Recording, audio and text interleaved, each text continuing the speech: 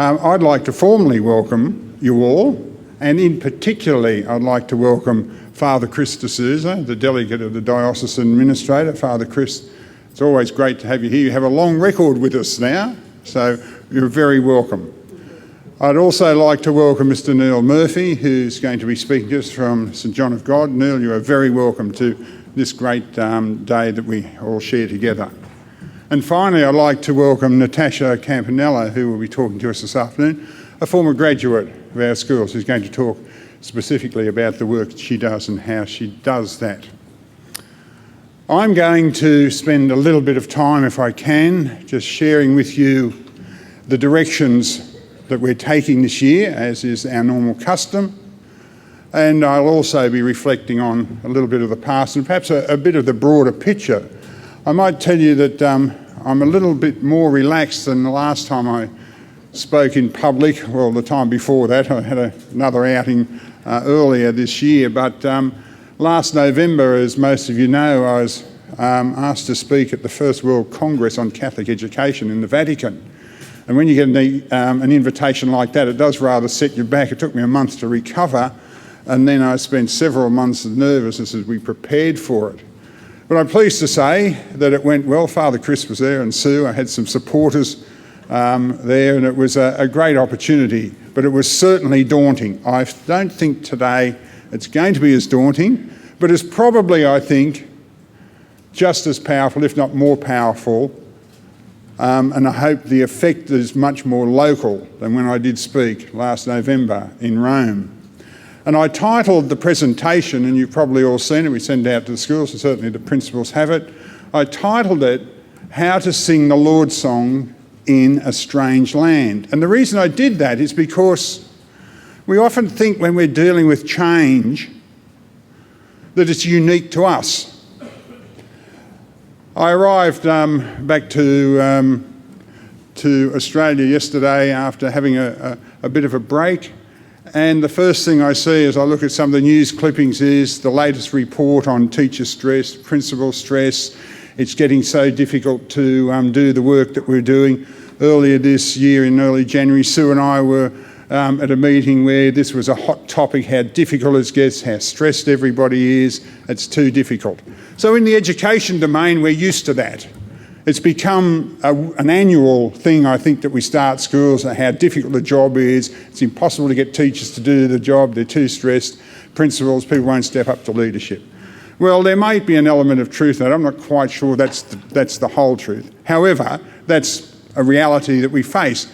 And Munch's great painting here of the 1930s, seems to capture it all. It's just a crisis. I can't deal with it. And this whole issue of change. We live in the technological age, and it's so difficult. Things are changing, are rapid, etc., etc. You know the whole story as well as I do. I'm just doing a bit of reading on the history of the popes. This is a bit of an interesting read, I might tell you, and just looking at what's happened in the 2nd and 3rd century after Christ. And I forget the actual name of the Pope, but he's lamenting on the fact that how difficult life is. How is he going to cope with all the changes? The Roman Empire's changing, the Christian church is out of control. He just feels so unable to do the work he's doing. So down through the ages, I think we've got this sort of feeling that we can't cope. But if we go back to the opening, how we sing a strange song in the Lord's in a new land, it speaks to us about, well, we shouldn't worry about this. We've been doing this a long time. The Israelites several thousand years ago were asking the same sort of thing. Sure, things were changed, things were new, things were different. But they actually asked themselves the question of how do we sing a strange song in a new land? And that's what we're being challenged to do. That's why we have our theme this year, which is a sub-theme of the major theme we launched last year, which is to renew and adapt. We need to understand change, we need to challenge, and we need to stretch ourselves. So we're renewing and we're adapting, and we're saying this year as a particular focus, in that renewing and adapt, we're going to connect all the dots of the things that we do in a very disparate way, so that we can ensure that we have that provision and that focus. So we're learning to sing a new song. in a strange land. And it's going to stay strange. And it's probably going to get on steroids if you believe all the pundits. But we'll be well positioned in the work that we do. The way that the normal response in education has been to deal with some of these problems is usually to whinge and complain about it and then do nothing, or put your head in the sand and hope it'll all go away. Let's bunker down. We'll wait till this particular policy initiative flows over us. We've seen it all before. We'll wait for the next one to come along, and we'll wait for that sort of interim period where we can take a breather and then get ready for the next initiative, all those sorts of things, so that we virtually put our head in the sand and hope that it'll all go away. The other way that we traditionally try to respond to these things is to throw more money at the problem. Well, we all know that those two are not sustainable in the work we do, and we have set out to make sure that we don't take those as the default position. That's why we're renewing, and that's why we're adapting. That's why we're open to change, and that's why we're going to see that all things connected, because this is where we want to spend our time. Out on the edge, challenging and stretching ourselves. And you do that in each and every day of the work that you do. I am so proud of the work that's gone on in our schools last year. I received an email from John DeCourcy late last year. As you know, or those of you who don't, but most of you know, John does the HSC analysis for the New South Wales Catholic system. And he said, Greg, I'm so pleased to tell you that Parramatta has the best HSC results this century. Now, that is fantastic. We do have the best results across our secondary schools, and that's down to the work that each and every one of you have done in your leadership teams, and to the work that your staff have done in your school communities. And can I tell you, we could say the same about our NAPLAN results. And again, if I go back to the work Sue and I were doing at the ICSI conference, we were sharing the spectacular changes that we've seen in the early years of school from kinder to year 3, and what the data is showing us about the strategies that you are putting in place and that we together have crafted and support and will continue to sustain. In trying to explain this idea of a Catholic imagination, which is the sub-theme of my paper, in November, I chose to use this piece of art, which is a painting by an Australian woman by the name of Polly Nagara. And I'm pleased to say that it actually hangs on my lounge room wall at home.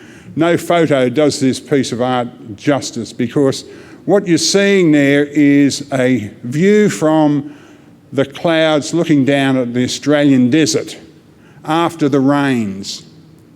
So you're seeing, if you move from the bottom left hand, the red ochres, the dryness, the death, no rain, and suddenly as the water takes hold, you're seeing the springing of new life, and you see this wonderful tapestry, this wonderful new creation that's sprung into being, just seemingly magical. And when you get down very close and walk up close to the painting, you see that each and every one of those particular pieces of colour is an individually hand-painted flower. So you can see the individual, but when you step back, you can see the totality, and when you see it in the morning light and the afternoon light, it's totally different. That speaks to me about our school communities, and it speaks to me about the theme of that everything is connected. That can't happen unless everything is connected. The water, the rain, the flowers, the ecology, everything goes into making that happen. And that's our Catholic imagination at its fullest. Of course, I can only echo the words of, because Pope Francis didn't say it because we asked him to, but the echo of Francis's words keep coming to us as he calls us continually to reimagine what Catholic communities can be like and should be like. And he said, we're not living in an era of change. and go back to the Munch food. We're not living in an era of change. We are living in a changed era that requires us to use our Catholic imagination. For the people of the book, that should not be a difficult challenge, because right at the very heart of what we do is the model. And this is where I finished part of my talk last November. I can find no better example of a piece of art that captures what I'm trying to say here. For those of you who don't know what that is, this is called the Jesus Christ. It's a photo, partial photo, well, it's a photo of what remains of the mosaic that's in the Hagia Sophia, now museum, but was a Christian church, and then a mosque in Istanbul. And it's world famous. Those of you who've seen it live, it is just breathtaking. It's over 1,000 years old, and look at the power. You are drawn deeply into it. So 1,000 years ago, those people who made that and those who went on pilgrimage to see it had the same effect that I think that we have when we see it. And that means that Christ is right at the very centre of what we do. So be not afraid. It is both challenging yet affirming. And I think that's what it means when we take this step here in being connected. In preparing for the paper last November, I had in mind the work that we were going to be doing together next year.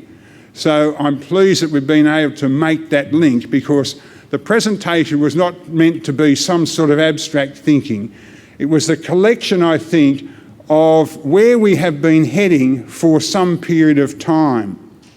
You know that we have worked hard to make sure that we have focus and that we have precision. Along the way, we've faced a whole range of challenges, and we've met those challenges. And I am hopeful, and I'm certainly clear in my own understanding, that our schools have not avoided the hard questions of how they will remain deeply and uniquely Catholic, because that's the challenge. And I hope if you could keep that image in your mind, it is a better image than the Munch scream to talk about the work we do. We are going to be talking today about being more deeply connected, and we're going to talk about the process and how we do that. It's one thing to talk about a wonderful painting and talk about art and talk about reimagination, but to make it happen across our 78 schools and all our school communities, we have to have a structure. And we do have a structure, and we will be talking a little bit about this in our system direction today. You can expect to hear some more about our structures as we do further work early this year on refining the structures both within our system and within our schools of how we continue to deliver on the work we're doing. And rather than go through all those things, we've just got the 5 priorities that we believe grow out of the work that we're doing, both in the reimagination and in the connection of the work that we're doing, and building those connections. You'll notice that it's a continual build on. It is not something new or something different. We are not picking the latest flavour or the latest fad. We are continuing to pursue the work that we know makes a difference through our high yield strategies and what the evidence shows us is working.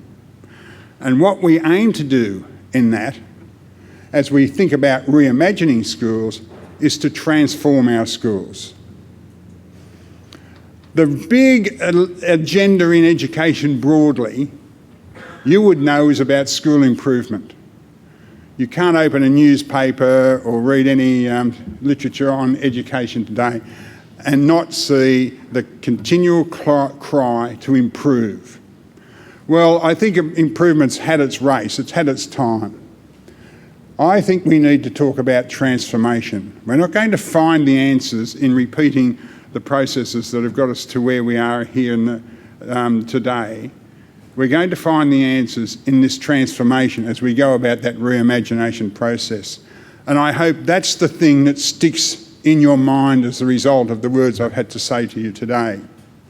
Again, to support us in our work and to challenge and stretch us, we're going to use the book by Andy Hargraves, Uplifting Leadership. Will serve as a discussion point when you meet in your networks and meet together and with your leadership team. I hope you're able to share it with your staff as well. Again, I think you'll find there's some stretch there and some challenging. It'll take us into new places. And Andy Hargraves' book, along with the work that he's been doing with Michael Fullen and others, echoes and supports the work that we do when we gather here as system leaders. I think in this transformation we're starting to understand that we're all in this together. It's not Father Chris's responsibility or my responsibility alone to make sure that we have quality. It's the work that we all do together, and we can't do it individually, but we can certainly do it collectively, and that's the point of this reimagination, and it's the point of those two pieces of art that you saw. We are also going to celebrate World Youth Day, which again will be another core part of our strategy, and we'll be using both the pre and the post-World, the World Youth Day and the post-World Youth Day experiences to look at this reimagination and transformation. By way of conclusion, I'd just like to make this observation. 10 years ago, in this very month, I accepted Bishop Kevin Manning's offer of Director of Schools here in Parramatta. It only occurred to me just recently, I can't believe it's 10 years, can you? It's been an interesting 10 years, hasn't it? There's a few nods and a few smiles. I just cannot believe that really that it has been 10 years. But in thinking about those 10 years, I don't think I could be any more professionally challenged and feel satisfied than the work that we've done together here in Parramatta. I know it hasn't been easy. I know we've challenged a whole range of norms. I know we've done things differently, and we're probably fairly widely known, as Patrice was telling me this morning, and if you want to check what I'm referring to, you can ask Patrice, as Patrice found out recently from another diocese about how we do things in Parramatta. Well, yes, we do things differently, and so we should. And so we should. And all I want to say to you is thanks for the great support that you've given, the openness that you have, and for the work you do in our school communities. Because without us and without the work we do, I think our school communities would be doing less than they can do for the young boys and girls in our care. And I look forward, I hope, I'm not too sure that I've got another 10 years in me, but I certainly look forward to working with you over the next several years as we continue the work we do. Thank you very much.